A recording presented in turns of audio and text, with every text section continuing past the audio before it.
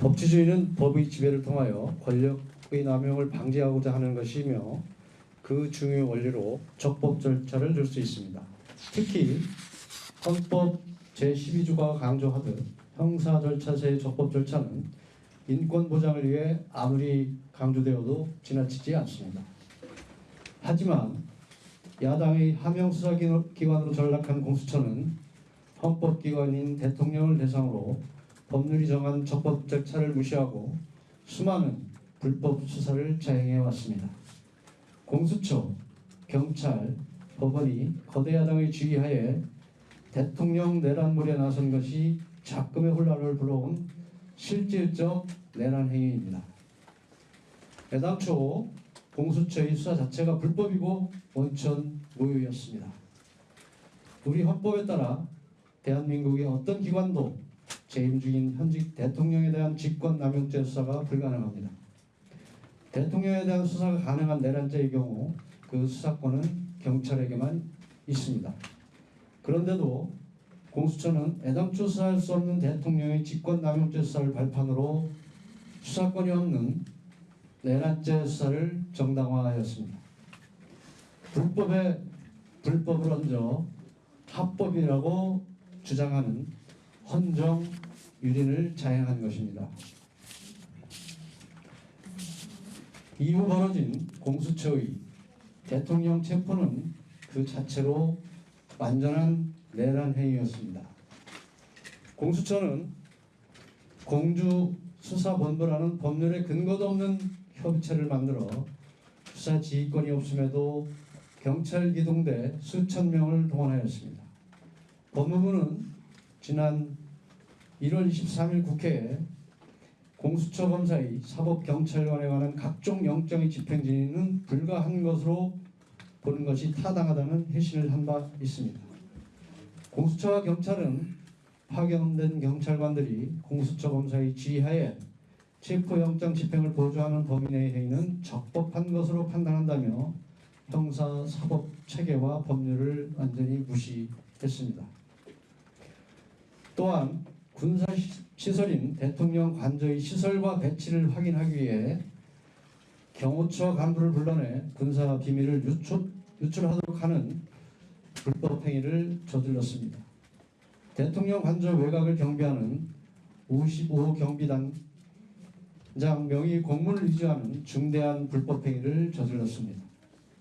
엄청난 인력을 동원하여 대통령 경호처를 압박하며 무력화하고 대통령을 불법적으로 체포한 과정 하나하나가 불법의 집합체였습니다. 이 모든 것이 조기 대선을 통해 권력을 찬탈하려는 것으로 이야말로 완벽한 내란죄라 할 것입니다. 일부 법원과 판사는 이런 내란 행위에 동조함으로써 대한민국의 사법체계를 뿌리부터 흔들어 놓았습니다. 공수처는 공수처법상 관할 법원인 서울중앙지법이 아닌 우리법연구회가 주축이 되어 있는 서울 서부지방법원에 체포영장, 구속영장을 잇따라 청구했습니다. 서울 서부지법의 우리법연구회 출신 판사는 수사권도 없는 공수처에 체포영장을 발부하고 해계한 제외 조항까지 집어넣어 입법권을 침해하여 판사 입법까지 하였습니다. 이재명 대표, 조국 전 대표에 대해서는 여지없이 적용되었던 불구속 수사 원칙과 재판 진위원에 대한 관용적 논리들이 대통령에게는 단 하나도 적용되지 않았습니다. 공수처는 대통령의 인권도 잔인하게 짓밟았습니다. 분풀이라도 하듯 가족까지 포함한 일반의 접견을 제한하였으며 외부와의 소신 역시 금지시켰습니다. 이미 진술 거부권 행사를 고지하였음에도 지속적으로 강제구의를 겁박하며 대통령의 헌재 심판 방어권마저 해방하였습니다. 그리고는 결국 자신들이 할 수 있는 것이 아무것도 없자 서둘러 검찰에 사건을 이첩하였습니다. 어젯밤 서울중앙지법법원이 검찰의 구속기간 연장 청구를 불허한 것은 그나마 우리 법원의 마지막 자존심이었습니다. 공수처법 제26조에 명확하게 검찰에게는 구속기간의 연장이나 추가 강제성가 아니라 공소제기 여부의 결정만 남아있다는 올바른 결정을 내린 것입니다. 지금 검찰이 할 일은 전례도 찾기 힘든 구속영장 연장 재신청이 아니라 즉각 대통령을 석방하고 공수처의 내란죄, 군사기밀보호법 위반 등 불법 행위를 조속히 수사를 착수하여 엄중하게 수사하는 것입니다. 내란몰이로 대통령을 구속하고 제대로 방어권도 행사할 수 있도록 한 후 탄핵 심판에서 대통령을 끌어내리겠다는 시도는 여전히 계속되고 있습니다. 헌법재판소는 혼란한 상황을 조속히 안정시켜야 한다는 이유로 주 2회 변론을 예정하며 대통령의 방어권 행사가 곤란한 상황을 만들어 놓았습니다. 2020년 형사소송법의 개정으로 검사가 작성한 피의자 신문조서조차 당사자가 부인하면 법정에서 증거로 사용할 수 없습니다. 그런데 헌법재판소는 조사 과정에 변호인이 참여했다는 이유로 탄핵 심판에서 증거로 삼고 있습니다. 기일을 일괄 지정하며 당사자들의 의견을 듣도록 한 형사소송법 역시 헌법재판소는 무시하였습니다. 또한 헌법재판관의 배우자가 근무하는 재단의 이사장이 변호인으로 출석하였음에도 기피 사유가 되지 않는다고 하였습니다. 신속한 심리만을 강조하는 것은 결국 졸속 심리로 이어질 뿐입니다. 대통령과 국무위원들, 장군들 사이의 대화는 당사자들만이 가장 정확하게 그 의미를 알고 있기 때문에 대통령이 직접 변론에 나서서 사실관계를 밝혀야 할 것임에도 대통령과 변호인단에게 충분한 준비의 시간을 주지 않고 있습니다. 전체 국민이 선출한 가장 큰 민주적 정당성을 가진 대통령을 짧은 기간의 변론과 심리마로 물러나게 하겠다는 것은 지명된 권력인 헌법재판소와 선출된 권력인 대통령을 무너뜨리는 반헌법적 행위입니다. 이재명 대표에 대한 공직선거법 사건은 쟁점이 단순함에도 공직선거법 제270조가 정한 재판기간에 관한 강행 규정을 한참이나 추가했고 다른 사건들은 언제 1심을 마칠 수 있을지 기약도 없습니다. 피고인의 방어권 행사를 위해 한없이 기회가 부여되고 있습니다. 조국 전 대표 역시 2심에서의 실형 판결에도 불구하고 법정 구속을 시키지 않아 정당을 창당하고 국회의원이 되기까지 하였습니다. 헌법재판소에 진행 중인 다른 탄핵 소추 사건들 역시 소추 사실이 특정되지도 않고 야당의 발목 잡기가 명백한 사건임에도 직무정지 기간이 하염없이 길어지고 있습니다.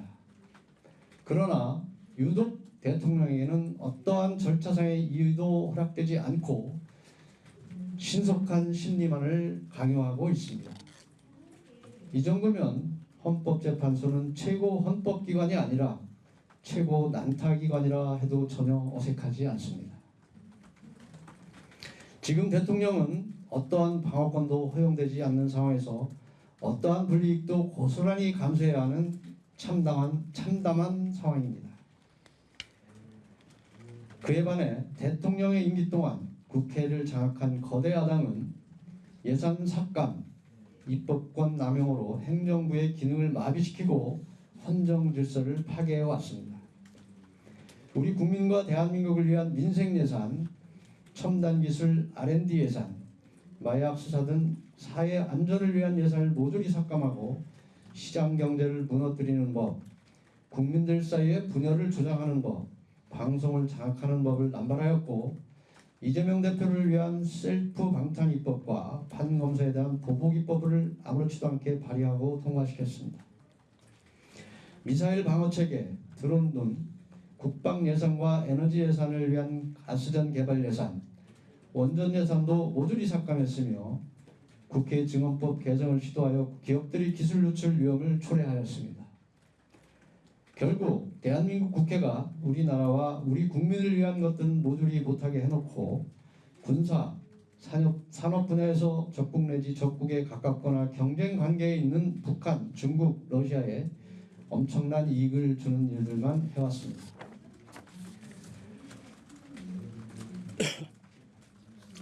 거대 야당의 무차별 탄핵 역시 행정부의 기능을 마비시켰습니다. 대통령의 임기 중 29번의 탄핵 소추가 있었습니다. 이태원 참사의 책임을 묻는다며 법제사법위원회에 회부하여 조사를 하자는 의견도 묵살한 채 탄핵을 강행하여 이상민 행안부 장관의 직무를 정지시켰으나 그 결과는 전원일치 기각이었습니다. 또한 이재명 대표 체포 동의안에 대한 보복 탄핵으로 헌정사상 처음으로 검사 탄핵을 하였으며 이재명 대표의 대북 송금을 수사한 검사들을 탄핵하였습니다. 검찰총장이 나서 이재명에 대한 방탄련 탄핵이라 하였고 법무부 역시 특정 정치인을 수사한 검사에 대한 보복적 탄핵이라고 하였습니다. 그럼에도 불구하고 입법 독재는 계속되었습니다. 방송통신위원장에 취임한 지 하루 만에 이루어진 탄핵 역시 기각되었지만 방송통신위원회는 기능이 마비되었습니다. 감사원장은 문재인 정부에서 사드 배치가 늦은 점에 대한 감사를 하였다는 이유로 탄핵되었습니다. 대통령에 대한 탄핵이 된 상황에서 국무총리가 헌법재판관의 임명을 거부했다는 이유로 압박하더니 국무총리까지 탄핵하였고 직무대행의 직무대행이라는 상황까지 초래하였습니다. 위헌적이고 삼권 분립을 망가뜨리고 국가의 시스템을 마비시키는 입법 독재이며 거대 야당의 폭주였습니다. 이러한 거대 야당의 폭주로 인한 헌정 위기에도 불구하고 어떠한 설득과 경고도 효과를 발휘하지 못하자 대통령은 결국 비상계엄이라는 대통령의 비상대권을 통해 국민에게 직접 알리고 주권자인 국민이 비판, 견제해 줄 것을 호소한 것입니다. 대통령의 비상계엄 선포는 결코 내란죄가 성립될 수 없습니다. 애당초 국가 권력의 정점에 있는 대통령이 비상계엄 선포를 통해 권력을 찬탈하려 했다는 주장 자체가 전혀 설득력이 없습니다.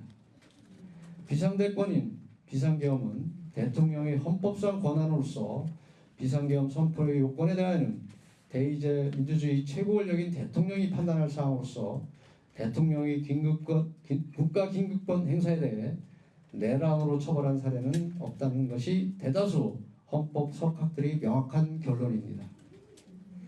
대통령의 비상계엄 선포 자체에 대해서는 사법심사의 대상이 되지 않는다는 것 역시 지금까지 헌법재판소와 대법원의 판례에서 확인할 수 있습니다. 국정의 혼란을 수습하고 망국적인 국정을 수습하려는 대통령에게 국권문란의 목적을 찾아볼 수 없으며